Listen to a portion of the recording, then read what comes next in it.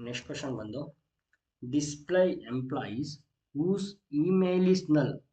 ಯಾರ್ಯಾರ್ದು email ನಲ್ ಐತೆ ಅವ್ರ ರೆಕಾರ್ಡ್ನ ನಾನು ಡಿಸ್ಪ್ಲೇ ಮಾಡಬೇಕು.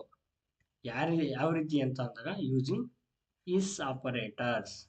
ಇಸ್ ಆಪರೇಟರ್ನ ನಾವು ಏನಕ್ಕೆ ಯೂಸ್ ಮಾಡ್ತೀವಿ ಅಂದಾಗ ನಲ್ ಐತೋ ರೆಕಾರ್ಡು ಇಲ್ವೋ ಅಂತ ಚೆಕ್ ಮಾಡೋಕ್ಕೆ ನಾವು ಇಸ್ ಆಪರೇಟರ್ನ ಯೂಸ್ ಮಾಡ್ತೀವಿ.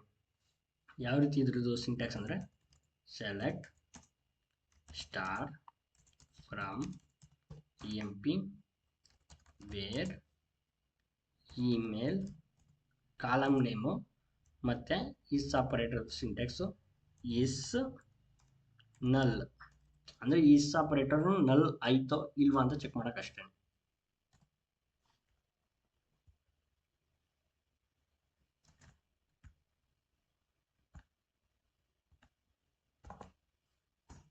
ನೋಡ್ಬೋದು ಈಗ ಇಷ್ಟು ಜನದ ರೆಕಾರ್ಡು ಇಮೇಲು ನಲ್ ಐತೆ, ಅವ್ರದ್ದು ಮಾತ್ರ ರೆಕಾರ್ಡ್ ಡಿಸ್ಪ್ಲೇ ಐತೈತೆ.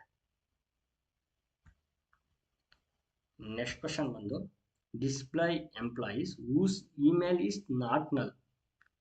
ಇವಾಗ ಅವ್ರದ್ದು ಯಾರ್ಯಾರು ನಲ್ ಇಲ್ಲ ಅವ್ರ ರೆಕಾರ್ಡ್ ಬೇಕು, ಅವಾಗ ಏನು ಯೂಸ್ ಮಾಡ್ತೀವಿ, ಈಸ್ ನಾಟ್ ಆಪರೇಟರ್ನ ನಾವು ಯೂಸ್ ಮಾಡ್ತೀವಿ. ಇದ್ರದ್ದು ಸಿಂಟ್ಯಾಕ್ಸು ಸೇಮು, ನಾಟ್ ಅನ್ನೋ ಒಂದು ಕೀವರ್ಡ್ನ ಆ್ಯಡ್ ಮಾಡ್ತೀವಿ ಅಷ್ಟೇ.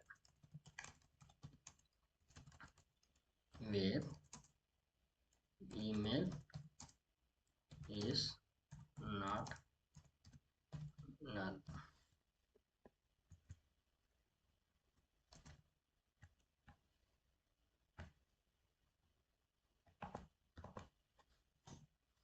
ನೋಡ್ಬೋದು ಇಷ್ಟು ಜನದ ಇಮೇಲು ಪ್ರೆಸೆಂಟ್ ಐತೆ, ಎಂಟಿ ಇಲ್ಲ, ನಲ್ಲಿಲ್ಲ.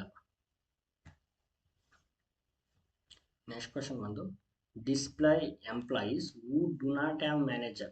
ಅಂದರೆ ಯಾರ್ಯಾರಿಗೆ ಮ್ಯಾನೇಜರ್ ಇಲ್ಲ ಅವ್ರ ರೆಕಾರ್ಡ್ ಮಾತ್ರ ಡಿಸ್ಪ್ಲೇ ಮಾಡಿ ಅಂತ ಕೇಳಿದ್ದಾರೆ. ಅದ್ಯಾವ ರೀತಿ ಚೆಕ್ ಮಾಡೋದು ಅಂದರೆ ಟೇಬಲಲ್ಲಿ ಇವಾಗ ಮ್ಯಾನೇಜರ್ ಐ ಡಿ ಯಾರ್ಯಾರು ನಲ್ ಐತೆ ಅವ್ರಿಗೆಲ್ಲ ಮ್ಯಾನೇಜರ್ ಇಲ್ಲ, ಅಂದರೆ ಅವರೇ ಮ್ಯಾನೇಜರ್ ಆಗಿರ್ಬೋದಲ್ವಾ, ಆ ರೀತಿ. ಅವಾಗ ಏನು ಮಾಡ್ತೀವಿ, where manager I D is null, ಆವಾಗ ಅವ್ರಿಗೆ ಮ್ಯಾನೇಜರ್ ಇಲ್ಲ ಅಂತ.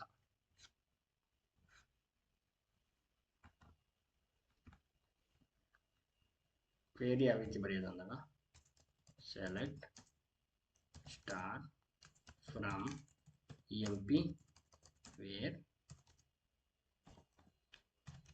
ಮ್ಯಾನೇಜರ್ ಐ ಡಿ ಈಸ್ ನಲ್.